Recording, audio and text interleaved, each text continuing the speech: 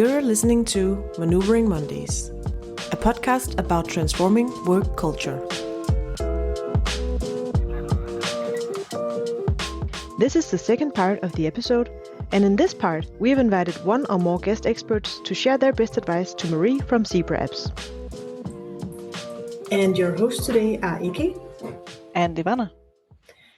And today we're actually going to be talking about the first part of the last chapter of the entire book. And we're so lucky to have you, Sofie, with us to discuss Marie's challenges and all the things that are going on at Zebra Apps at this point. And Sofie Henriksen, we're so happy you're here. You're a leader within strategy and business design in a digital innovation agency. And would you please tell us and our listeners a bit more about yourself? Of course, and thanks for having me on the podcast. As you say, I'm a leader in a digital agencies, and agencies are funny size because they move fast and a lot of things happening and can be quite complex to be in. But I like the fast pace, and I also chose this industry because it's an interesting place to be as a leader, as a manager, which is a topic that I care deeply about, and how to also be around people that are extremely talented and have very high ambitions for themselves, but also trying to run an organization that needs to be effective and have a structure that works. And at some point, we also need to make some money, and sometimes that can conflict a little bit with people's ambitions and where they want to go and so on. So I think it's an industry that's super interesting for me, both as from a professional point of view, but also, from a leadership point of view, and a topic that I think is super interesting because there's not a solution to everything, and there's always pros and cons and different perspectives of different decisions and different scenarios, and so much is dependent on people and how different people interact. I've always been super fascinated with people. I wanted to study anthropology when I was younger, but I didn't have. Me too. I didn't have the grades for it, so I chose to work with brand and then later leadership, which sort of has something to do with people. But I think some of those topics about how understanding how we work with people to be the best version of themselves for themselves and the organization, and how personalities and actions and behavior is understood and worked with in the context of an organization. So those are some of the topics that interest me. And then I think in the latter, also having been a leader myself and have that experience, really learned a lot about how not necessarily different generations, but different people with different backgrounds who has grown up in different stages of their life, and how society and conversations in society affect how we view our life and what we want for ourselves, what our ambitions are, and so on. How those things can sometimes clash in organizations where you have people that is by default forced. That sounds really bad, but need to work together to make things work, but have so different perspectives of what making things work actually mean, and how you sort of deal with those tensions and so on in a daily life. So I think that, and again, in short, how different people, different life perspectives, different generations come together and then make an effective workplace is topics and areas around leadership that interest me a lot. And stuff I can already reveal we're also going to talk about today. So that's super interesting. That is such a relevant background, and as our listeners will know, both AK and I are also interested in figuring out how is it exactly that we make things work amongst a group of people that, as you say, did not necessarily choose to work together, but have been placed together. Yeah, exactly. Sofie, maybe you could summarize for our listeners in broad strokes what happens in this section of the story. What stood out to you? Yeah, I definitely can. A lot of things happen, and it is clear that this is sort of it's always almost been an escalation of different stuff happening, and then you sort of see that peak, and we have this new challenges and new problems coming up, and the main character Marie is sort of always trying to address it and do something about it, and really being proactive around it. Now the core focus was we both have the thing with the quality issues about the core product. That is a thing need to deal with, and the anxiety and the nervousness and the tension around that, and the advisory board meeting. Then on the side, we have this court case that is super unclear what's actually caused it and what the core of it is, and it's super blend and no one really knows, but it's still causing a lot of tension, and it seems, reading between the lines, a little bit like a gigantic elephant in the room that no one really addresses because it's a sensitive topic, but it still takes up a lot of mental capacity for the people who in one way or another is involved.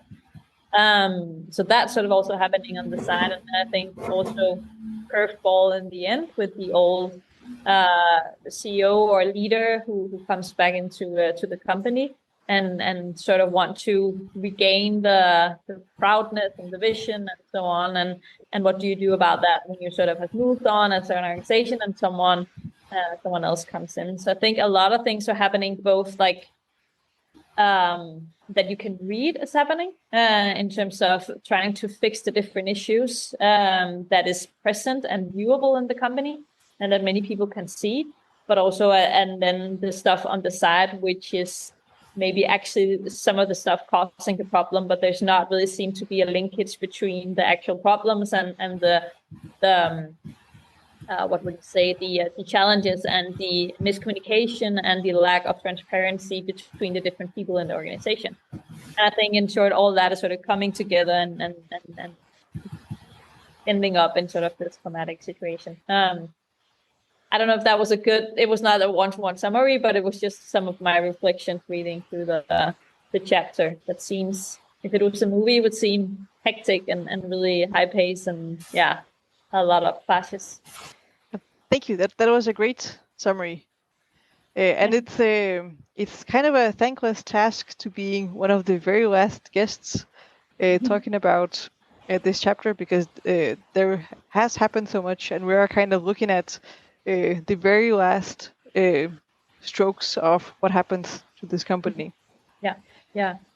One of the things that I would be curious to hear more about from your perspective is, as you mentioned, we have this previous co-founder of Zebra Apps, Richard, who returns and suddenly plays a larger role in the current future of Zebra Apps. If this was in your company, that a previous founder, if there was a previous founder who came back and suddenly had opinions about how a company should be run, how would you receive that? Yeah, it's interesting, right? And I actually don't know how often this happened. It never occurred to myself, but it seems, first of all, that it's sort of from one day to another. There hasn't really been any sort of preparation or explanation to key stakeholders within the company that Richard is coming back and this is going to mean so and so, and the reason why he's coming back in this and this, and maybe he could stand there himself and explain before actually being there why he wants to come back and talk to people critical, again, stakeholder people. You can't necessarily talk to everyone in an organization, but critical leadership will talk to them one-to-one before I could just being there all of a sudden. It's how it comes across a little bit to me, right? And I think me as especially the rest of the leader team who has been set to set a direction and fix some challenges and some issues, my first thinking was, now this person comes back, and of course the remaining of the leadership team knows that he's an influential person and he has some strong opinions, and he probably also still carries a lot of the cultural weight and has a lot of cultural impact on the organization. I would be, my first thinking would be, what does that mean to me and my role and my focus? And what about everything that we have built up? And there is a reason for doing so. What does this mean? So it would leave me in a situation of uncertainty and not knowing. It would, of course, also depend on what I thought about Richard and his idea prior to leaving the company. But I think for me, and advice in all that situation would be to avoid miscommunication and misunderstandings and misinterpretations, because it could be a brilliant thing for the company, and he could maybe create some calmness, steer them in a direction where people can focus on the issues that are important for them in their role and put some calmness on it, and maybe help fix also some of the product and the financial challenges. But my suggestion would be that like figure out who's the key stakeholder and take that talk one-to-one. Also prior to starting, and being, from Richard's point of view, being open and understanding what has happened. He has been away, so a lot have happened, like asking people in and try to gain their trust and gain their gain their respect. Again, I think you sort of have to do that a little bit no matter what level you are on. So that's how I would sort of approach it, and have some humility and listen, and then get the leadership team on your side before actually start talking about the changes you want to make.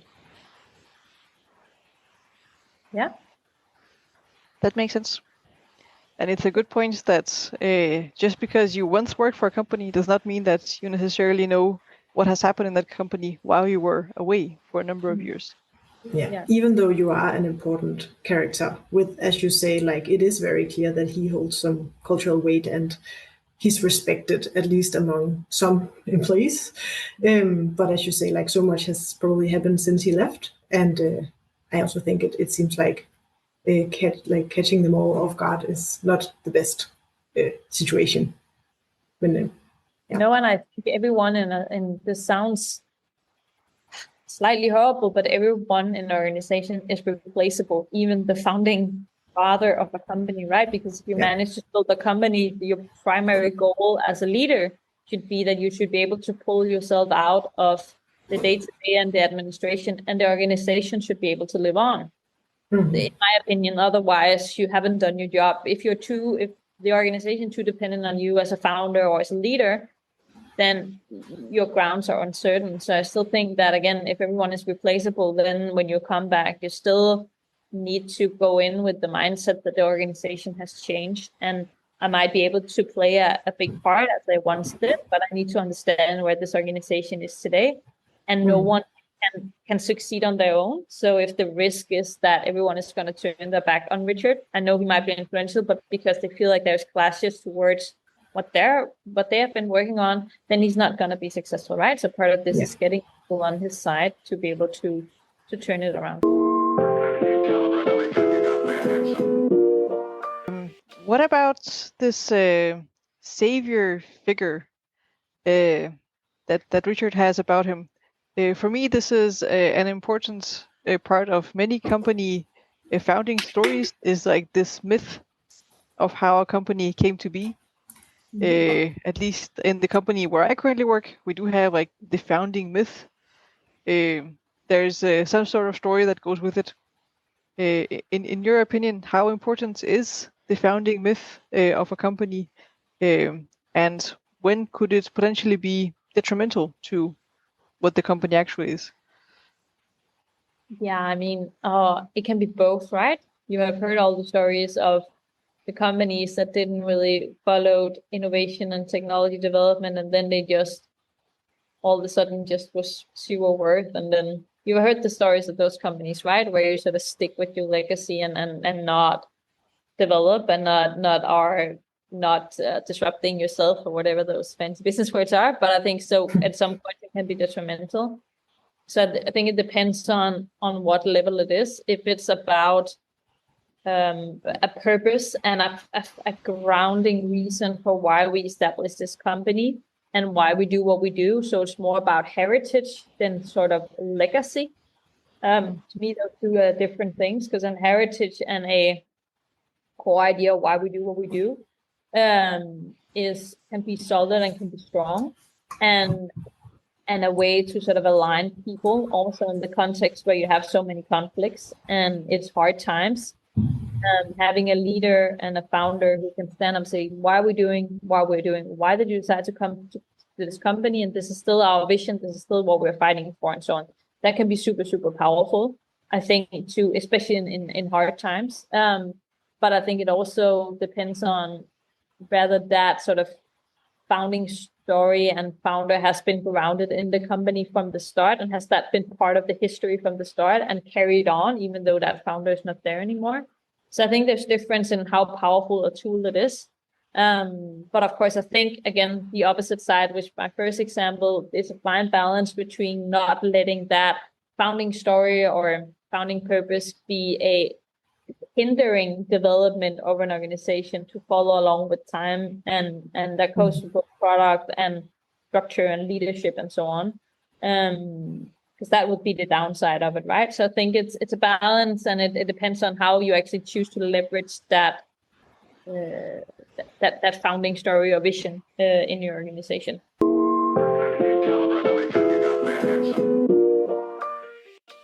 Yeah.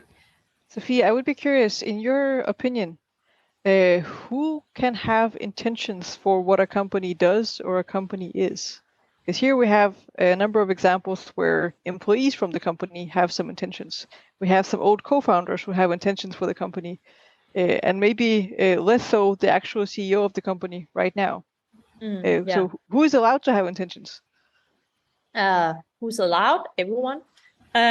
Who makes decisions, and not everyone, and how you figure out who makes decision, and when we stop asking about everyone's opinion, that's a different question to answer. I mean, especially a key part in all of this, it's not super clear how the organizational diagram looks like. That's one thing. Who's responsible for what, and who has actually final decision power. Is not super clear, and when people sort of choose to step out of their current role, in this case the CEO Natalie, not stepping out literally, but focusing on something else, creates confusion around who's actually in charge here, right? And who's set to make the final decision. So Ivana, to answer your question, I think I'm all in for gaining input and giving the people, no matter what layer, the opportunity to express their opinion. And if you have a good idea, there should be an open forum to actually bring that idea forward. But then again, it should be very clear that there is a senior leadership team or a partner who has the responsibility of actually taking the input, reflecting on it, but making the clear decision on which direction to go.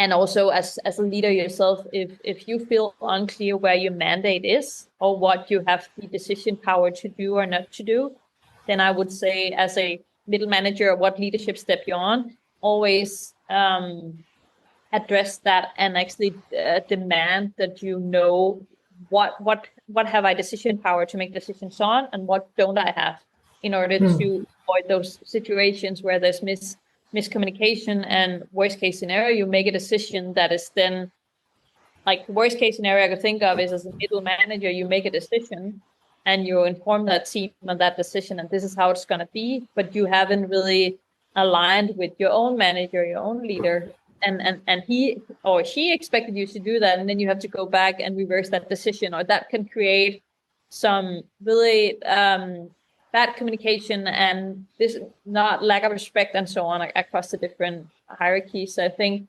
for some perspective, a hierarchy and an understanding of who has decision power is necessary.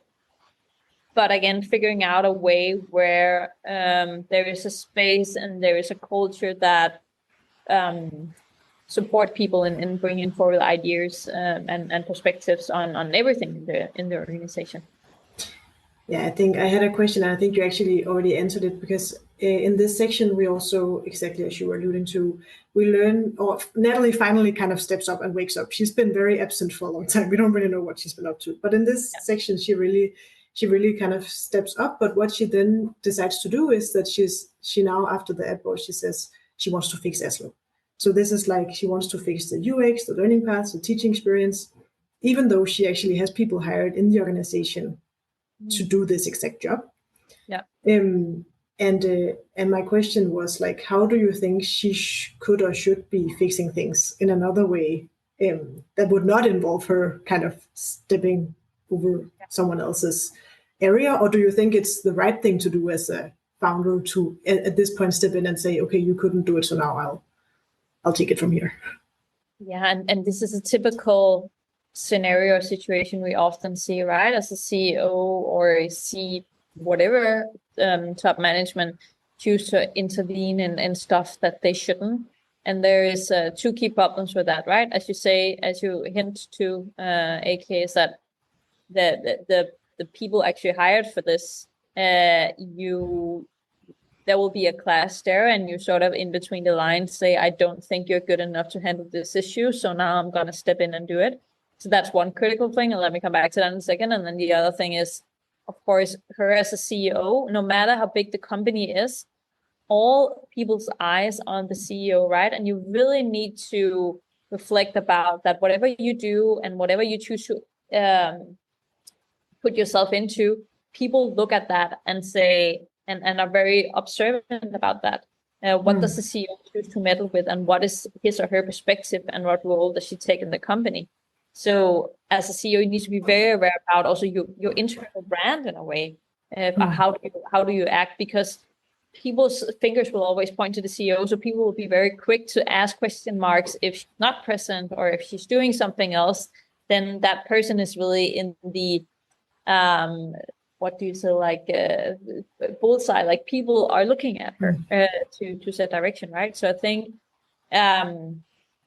so coming back to it, I think first of all, the first problem is if she feels that she has a need to go in and intervene so much with the product and product design and so on, if you don't trust your people, either you have the wrong people, or I would much rather say that there's some trust issues with her or not being able to give that responsibility on. So she's not able to do that, then there is something wrong there that needs to be handled.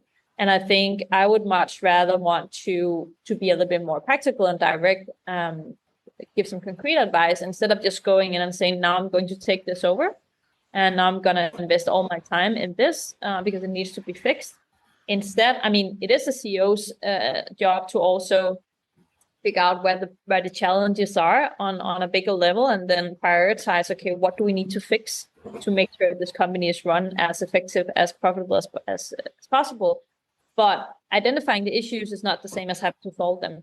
So go in and sit with the team and say, I think we have some challenges here. What do you think? I'm really curious to hear, what do you experience? What do you think we should do? What are your insights? So instead of doing, go in and ask and listen, and give that team that actually has the responsibility to fix this the mandate, or the giving the input to what's actually going on here, and have her, because she's not an expert in the product. If she is, then she's doing the wrong things or prioritizing her own time in the wrong way. So that is how I think I would approach it to a start. Thank you.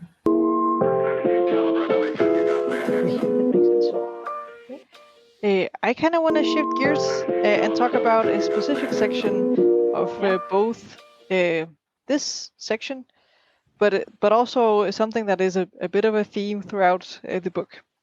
And it's about how a person can be influenced by being in an organization that is dysfunctional over longer periods of time. So one of the ways that Marie, who is kind of in the middle of all of this disorder, the way that she copes is that she sometimes forgets to eat. And it's something that other people keep pointing out to her. And in this chapter, we even talk about the chef, who is one of the people who have been pointing out that Marie is not eating. We hear that his own daughter has been hospitalized, and this might be one of the reasons why he was so keenly aware of Marie's eating habits. I would be curious to hear your perspective on, well, how does one as an individual cope with being in such a stressful environment for longer periods of time without offering your own health in the process?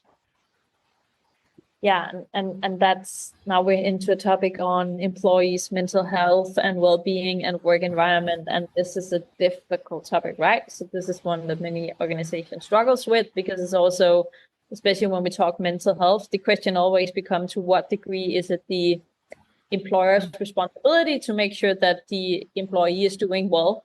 And it's also, especially when it comes to mental health, like if someone works on a construction site and falls down and break their leg, it's pretty clear that it's a work thing, right? Whereas mental stress, mental load, and stuff like that is always never isolated to one thing, right? It's always a combination of different stuff that piles up. So it's, just to say that to beginning, it's a difficult topic to handle. And I think in Marie's case, my expression is that if I would characterize her as a person, I forget the feeling that she involves herself in a lot of stuff. and knowing, being on the organizational structure, what her role actually is, and comparing that to sort of the real world, a lot of things she involves herself in and takes charge of shouldn't necessarily be her responsibility to fix. So she strikes me very much as a fixer. And when you are a fixer, it's of course also because you want to do the best for the organization, and she sees troubles or problems, you go in and want to fix it, but you also take those problems on yourself, right?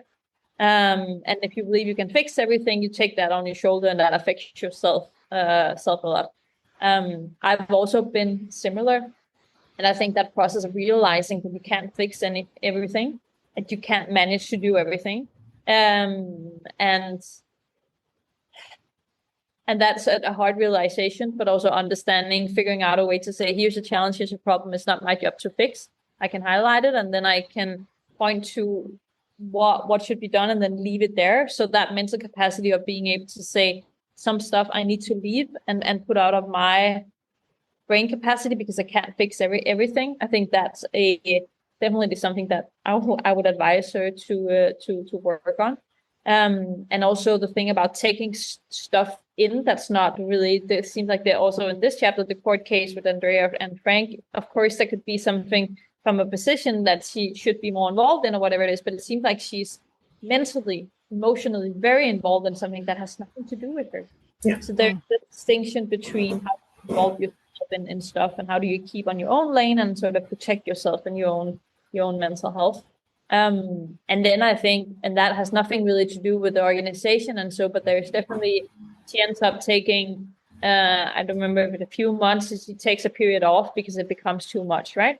She takes a leave of absence for a period, and we never really wanted to go to that place, but it also seems that because we want people to speak up before, right?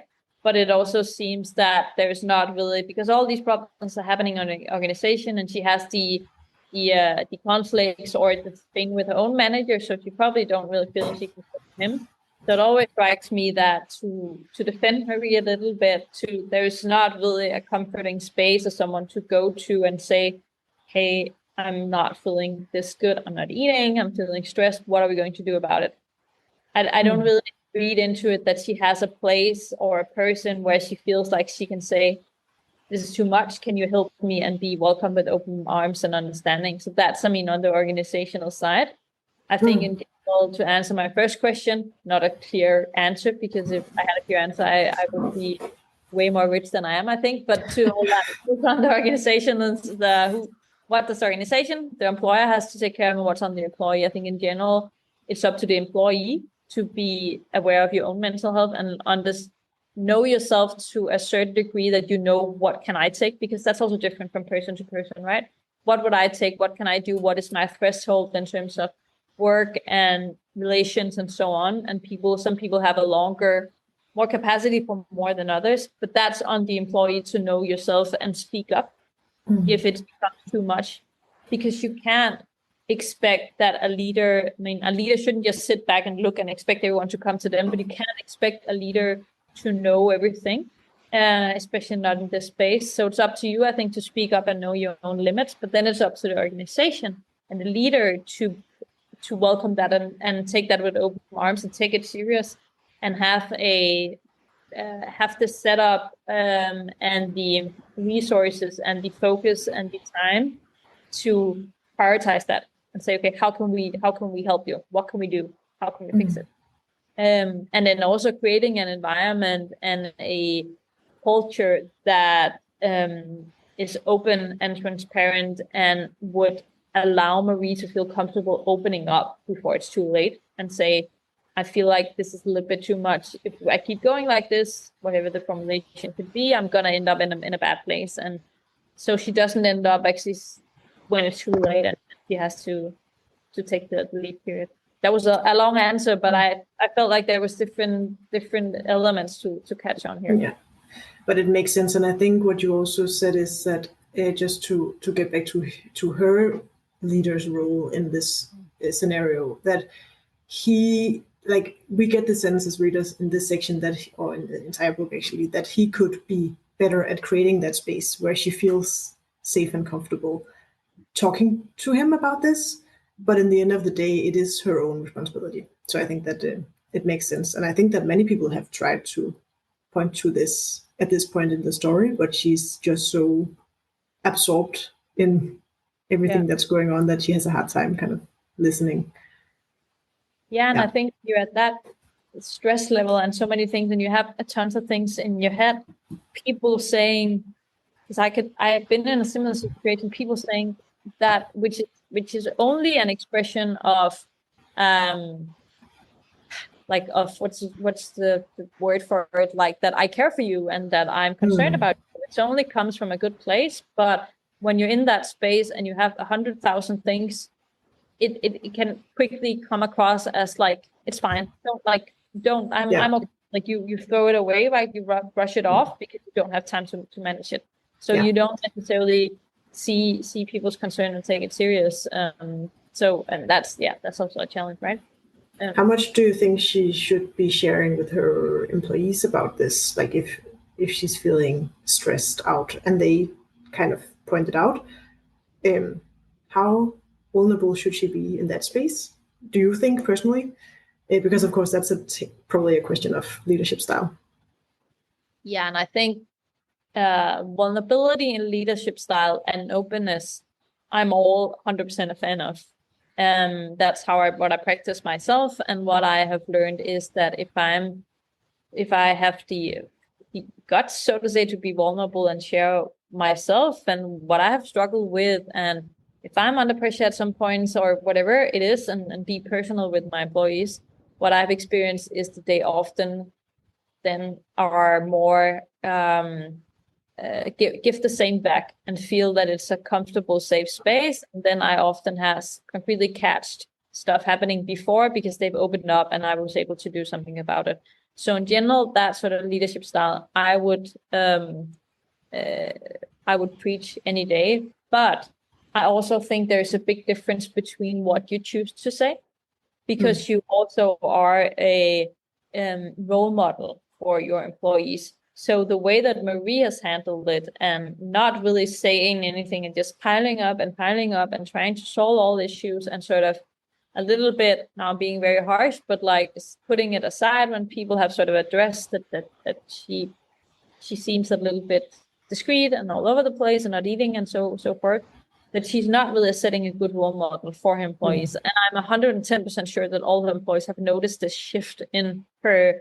Like as an employee, when you sit in front of your leader, you like instantly you will catch if they're not present in the conversation and if something is happening.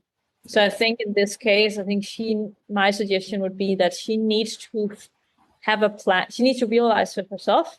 She needs to have a plan of what's going to happen if she has decided I'm going to take a period off work, or I'm going to cut these stuff off my schedule so I have time for you guys, or whatever it is. There needs to be a plan, and she needs to have realized the challenge before she goes to her employees and say, guys, I know you've been feeling that I've been a bit stressed out and not maybe being 100% present. I'm so sorry, it's because of this and this, not having to go into detail with the reason why. And then saying, but now this is going to happen and I'm going to do this and this. So that's the story that she gives. Because if you just sit in front and say, yeah, I'm not really feeling bad, I'm totally stressed out, and leave it at that, that's like, what are you supposed to do as an employee? It's just going to make you even more confused. So I think before doing that, it can work and be open like that.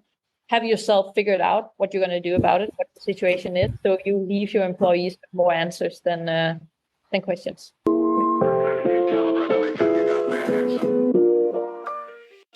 I have another question for you.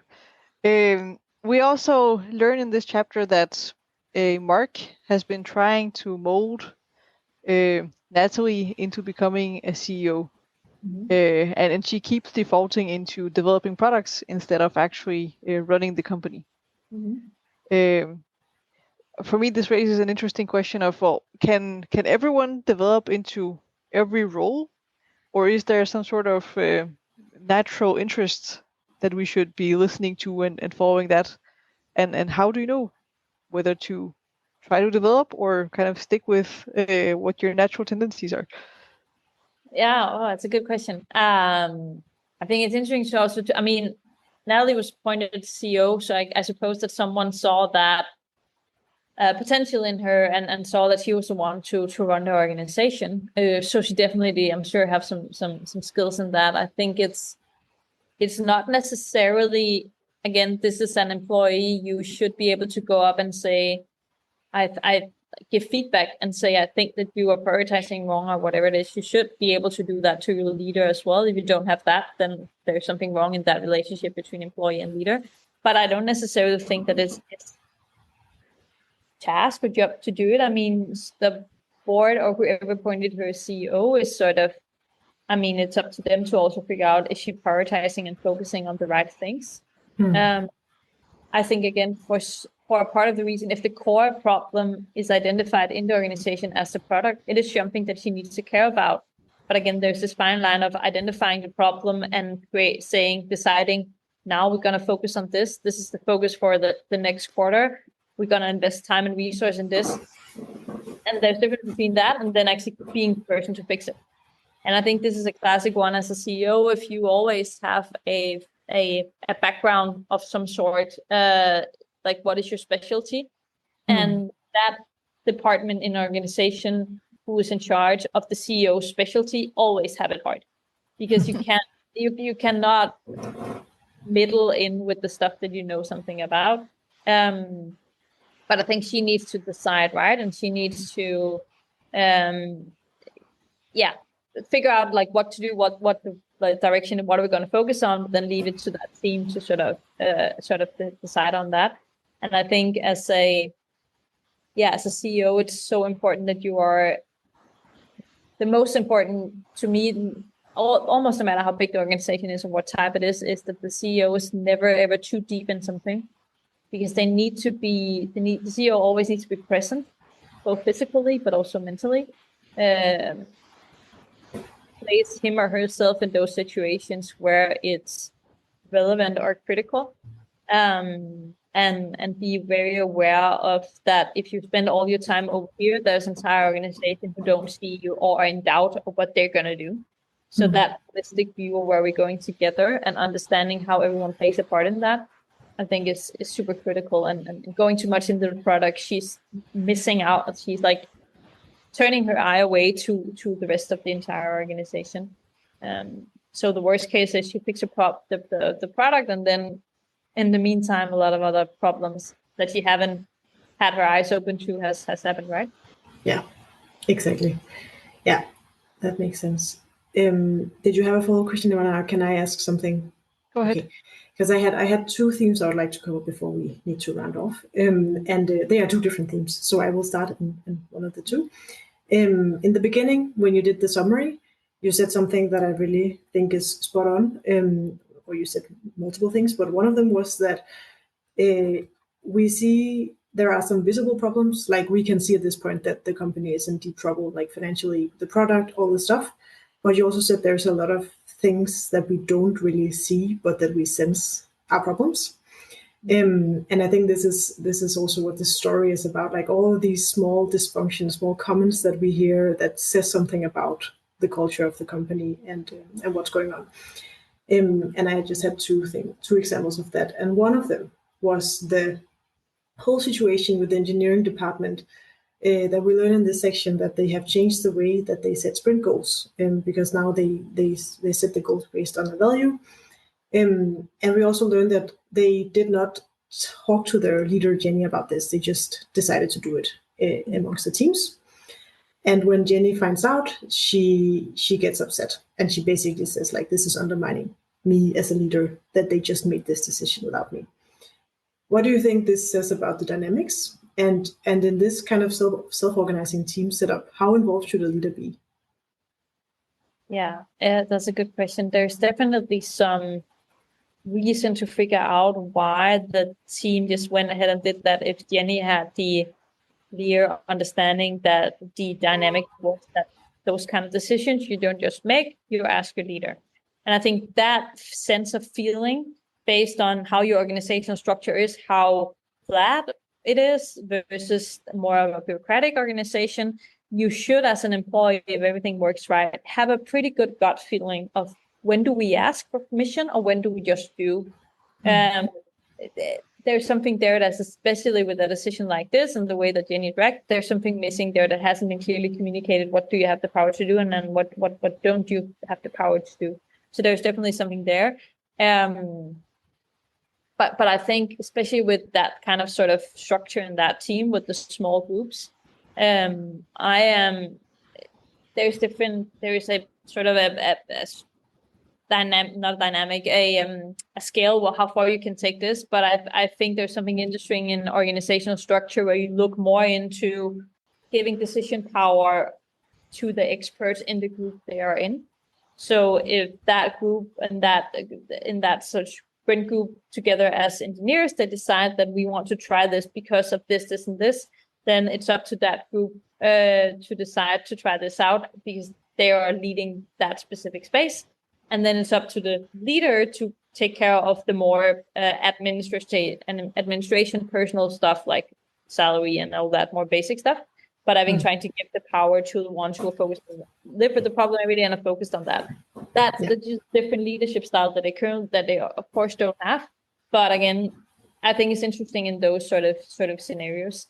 But there's definitely, I think, a clear miscommunication around what can you and can you not decide, and what is actually the hierarchy here. But I also think there's something towards, I get that feeling that they undermine her leadership, her authority, and so on, if you just go ahead and make decisions. But again, how do you choose to approach that? Do you just say, hey, that's not okay? That undermines my leadership style. You should have, or my authority, you should have asked for permission. I won't see that again, or whatever she chose to say. I think there's different ways to handle that because they did it for a reason, and you must assume that they did it because they think that could be a better way to drive sprints or create value for the organization. Yeah. So involve them and say, okay, interesting. Why did you make that decision?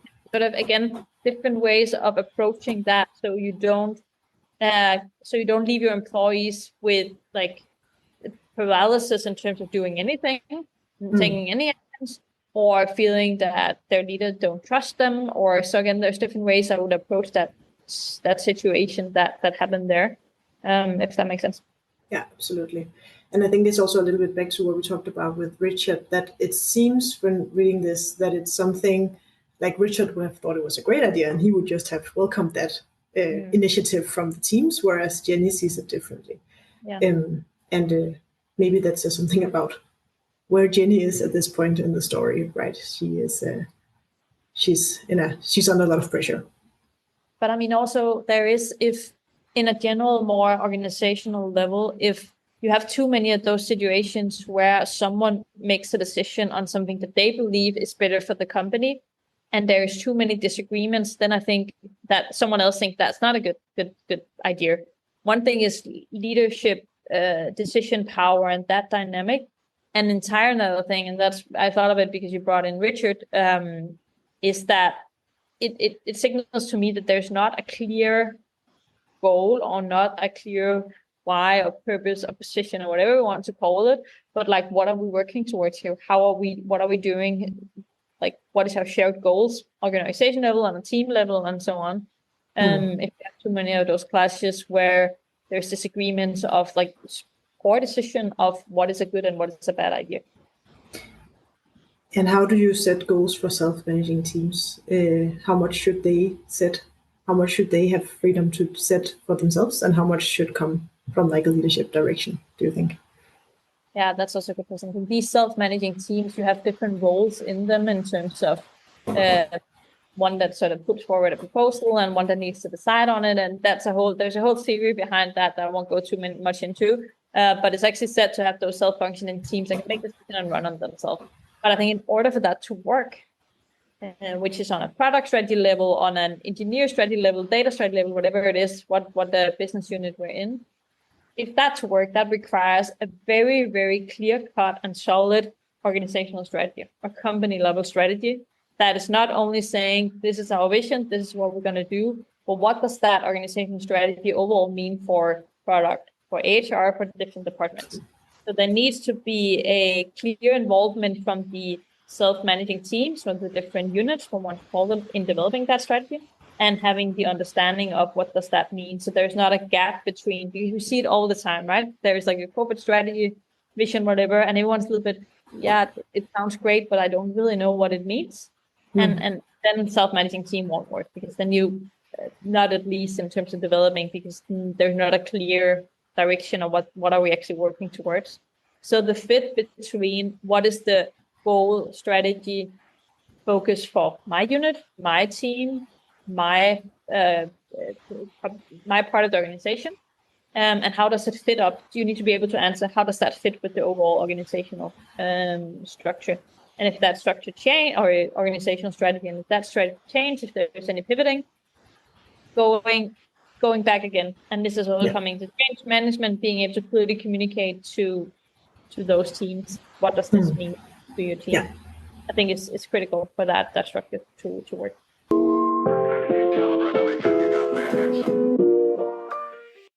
Let's go to your second question.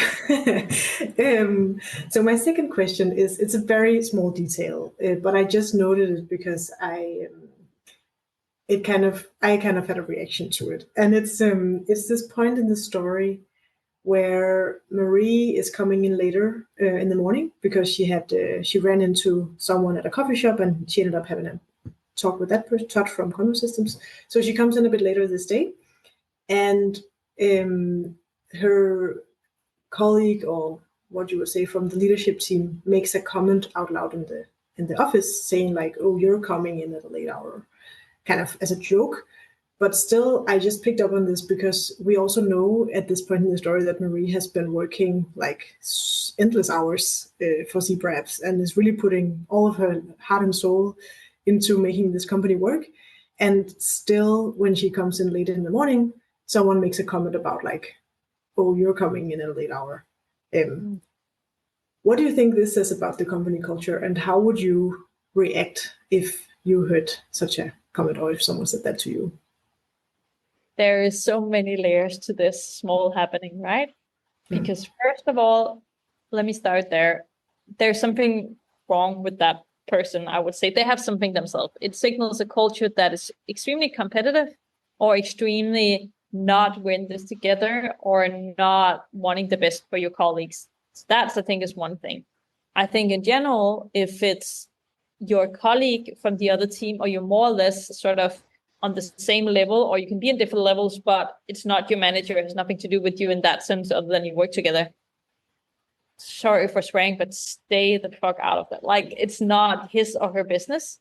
I mean, in some cultures, like, I could have a colleague where I could joke with it, but that's because that's our culture. And he know, and we know that we have so much respect for each other, and no one calculates, well, we calculate hours because we're an agency, so that's what we invoice, but no one calculates them in that way, that no one looks at you if you will go at 3 or at 2, and because we all have that shared respect and trust that people do their work the best way possible. And if it was the case that Marie has been showing up late for a long time, and it also, there's different things you need to cross off, in my opinion, for it to be escalated, or for the leader to take it and have a discussion. First of all, to talk to Marie and say, "Hey, what's going on? We noticed these things." One thing is showing up late continuously. Another thing is not delivering tasks on time, not reaching deadlines, again, continuously, not being present in meetings. And so for me, it needs to be a lot of things that's piling up in order to address this. And then it's up to the manager. I mean, you could, as colleagues, if you notice it, raise it to the manager, but do it out of concern, not out of, "I want to take this person down." Like, Yeah. it seems a little bit like that. That comment is it's not so totally unnecessary. And also be aware of, there's probably other people in the room at that point, right? How does that, how would they interpret that, and her also being a manager and so on. So it's just super, super strong tool. And I think in general, be very aware, like also for us, we sit in a completely open space. Our offices are open. So I've also after being like a leader, be very much more aware of what you say and how you interact with people. Because people can hear it, and you interpret things, right? So my short answer to that is very inappropriate, not necessary, and not something that he or she should even think about when she is coming into the office. Yeah, I think it's also back to what you said earlier about being a role model, and really thinking about that when you make a comment, the comment was made by someone from like C level, and people are listening to what you say when you are in that position, for sure. So it also just sets an example for others of what's okay, or at least what's accepted somehow, because no one speaks up. And Marie doesn't even say anything. She's just like, oh yeah, I ran into someone, like, coincidentally, it wasn't as if I planned it. Like, she kind of defends it instead of saying, well, it's none of your business or whatever. Especially as you say, when it comes from a C level, right? That it's like, what does that do to the culture? If that happens too many times, you start fostering that culture where people are sitting and not wanting to leave until it's 5. And what if I have a doctor's appointment in the middle of the day? I need to defend that or get like, so that is a negative spiral, and it definitely makes that big difference when it comes from a C level, right? Because it's not, be more aware of what you say and how small comments that you don't think for a second about can impact the rest of the organization, right?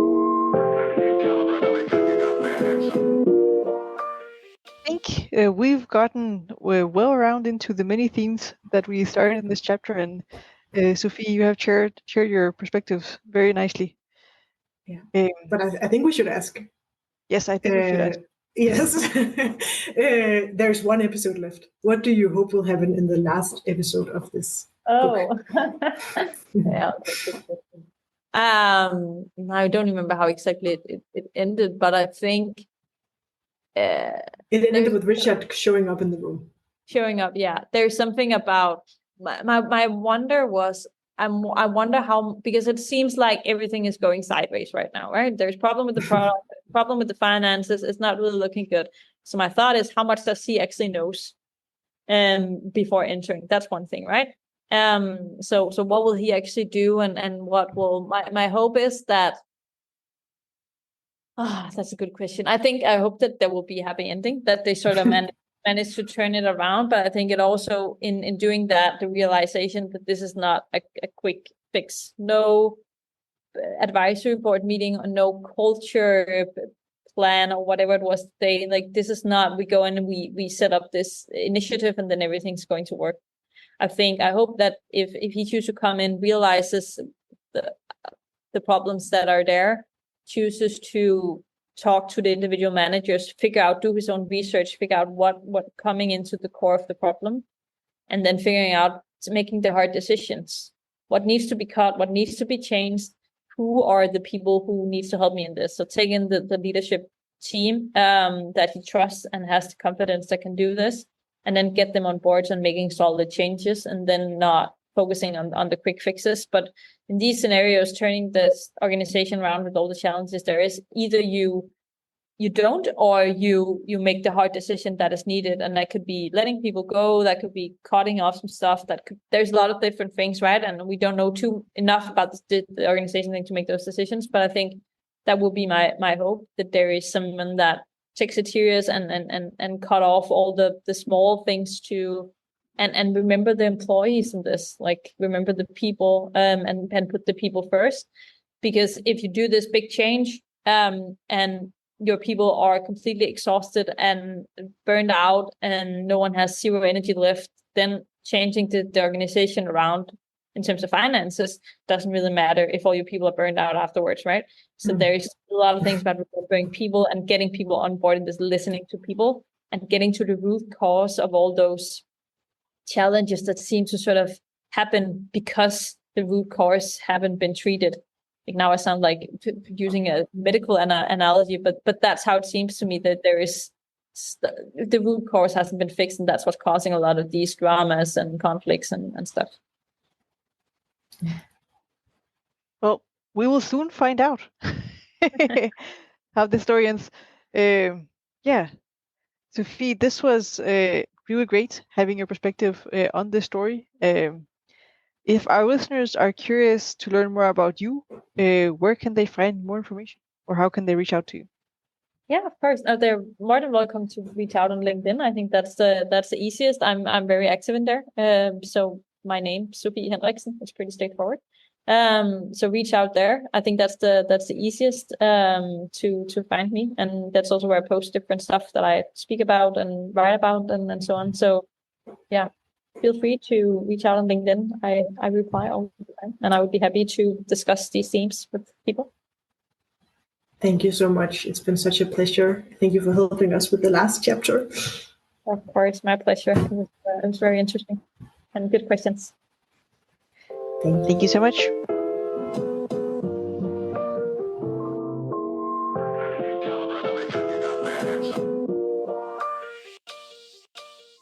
You're listening to Maneuvering Mondays, a podcast about transforming work culture. What are your thoughts on Marie's situation? Have you had a similar experience? And what would you have done? Join the conversation on our LinkedIn page and let's maneuver Mondays together.